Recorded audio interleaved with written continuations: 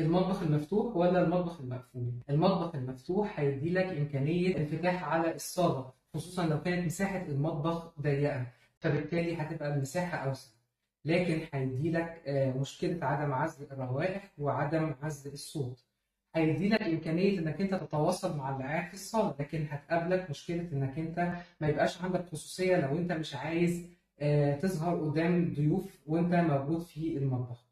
المشكلة كمان إنك أنت لازم هتراعي ديكورات المطبخ والوانه تكون متناسقه مع بقيه المكان، وكمان انك انت دايما المطبخ هيكون في حاله منظمه علشان قدام اللي قاعد في الصاله ما يكونش في نوع من الدربكه وكده.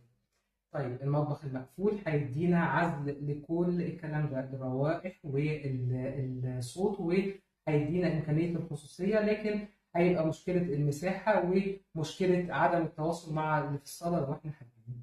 طب لو احنا عايزين نجمع ما بين المميزات دي هنعمل ايه؟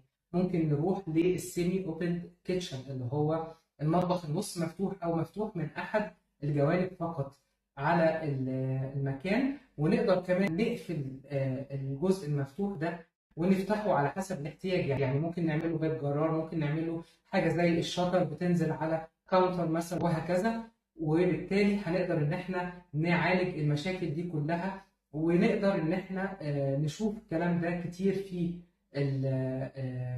الموفيز الامريكان. بالنسبه للمطبخ المفتوح هنلاقي في حاجات كتيره. اما بالنسبه للسيمي اوبن كيتشن، يعني مثلا ممكن في فيلم اتس كومبليكيتد، المطبخ فيه جزئيه من ناحيه واحده بس منفتحه على البيت، هي ما فيهاش جزئيه بتفتح وتقفل، لكن الجزئيه بتاعت القرش دي تقدروا انكم انتوا تقفلوها وتفتحوها. ده مثلا يعني حاجه بتوضح الفكره اللي انا بتكلم فيها.